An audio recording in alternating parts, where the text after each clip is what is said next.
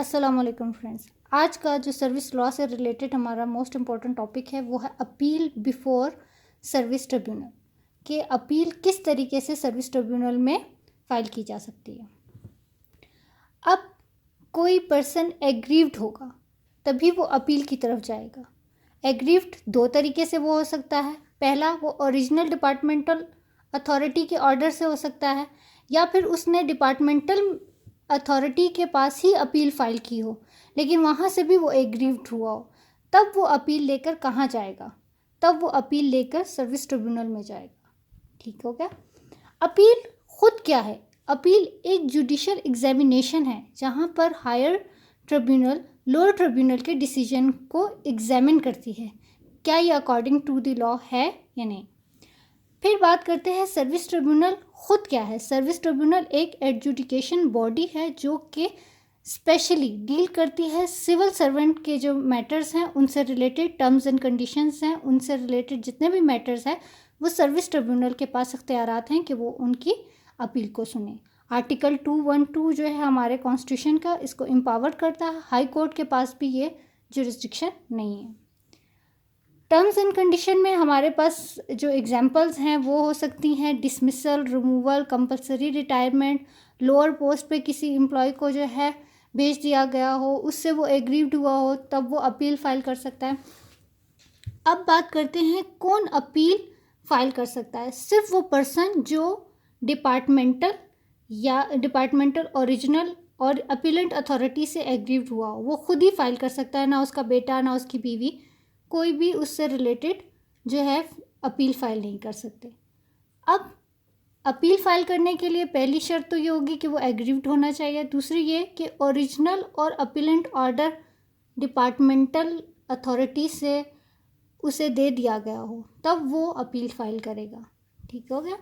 Departmental order हम उसके पास होगा, या सब्जेक्ट मैटर, यहाँ पर फोर्थ हमारे पास है सब्जेक्ट मैटर जो है रिलेटेड टू सिविल सर्वेंट है। सिविल सर्वेंट से रिलेटेड जितने टर्म्स एंड कंडीशंस के मैटर्स हैं वो सारे सब्जेक्ट मैटर हो सकते हैं अपील के लिए। अब बात करते हैं मोस्ट इम्पॉर्टेंट पॉइंट की, जो कि time limitation filing and appeal है। ठीक है। डिपार्टमेंटल आपको या फिर रेमेडी देगा या फिर रेमेडी नहीं देगा।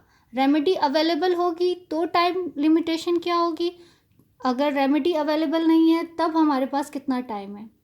अगर हमारे पास रेमेडी अवेलेबल नहीं है तब विद इन 13 डेज, जब आपको communication of the departmental order हो गया उसके 30 दिन के अंदर आप अपील फाइल कर सकते हैं। और इन केस आपको डिपार्टमेंटल में जो है आपके पास रेमेडी अवेलेबल है तो तब क्या तब आपके पास चॉइस है, या फिर आप डिसीजन का वेट करेंगे, जैसे ही डिसीजन आया आप अभी भी एग्रीव्ड हैं तो आप with in 13 days appeal file कर देंगे। और दूसरा ऑप्शन आपके पास ये है कि जैसे ही आपने डिपार्टमेंटल अपील की है उसके 90 दिन तक आपने वेट किया लेकिन जो है कोई भी आपको रिस्पांस नहीं आया उसमें, तो एक्सपायरी जैसे ही इमिडिएटली एक्सपायरी ऑफ 90 डेज होगा तब आप जो है अपील फाइल कर सकते हैं सर्विस ट्रिब्यूनल में। लास्ट पॉइंट है बार। कुछ जगहें ऐसी हैं जहाँ पर बार कर दिया गया है राइट ऑफ अपील को। वो अपील, रिव्यू या रिप्रेजेंटेशन डिपार्टमेंटल अथॉरिटी के पास अज खुद हो तब वहाँ पर जो है अपील फाइल नहीं की जा सकती सर्विस ट्रिब्यूनल में।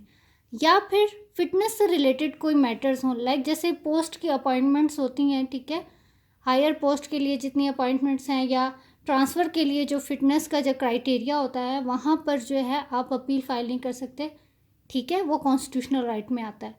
या फिर बिफोर 1 जुलाई 1969 से रिलेटेड जो 1969 से पहले जितने भी डिपार्टमेंटल अथॉरिटीज़ के डिसीजंस थे उनको जो है आप अपील में उनके ख़िलाफ़ नहीं जा सकते।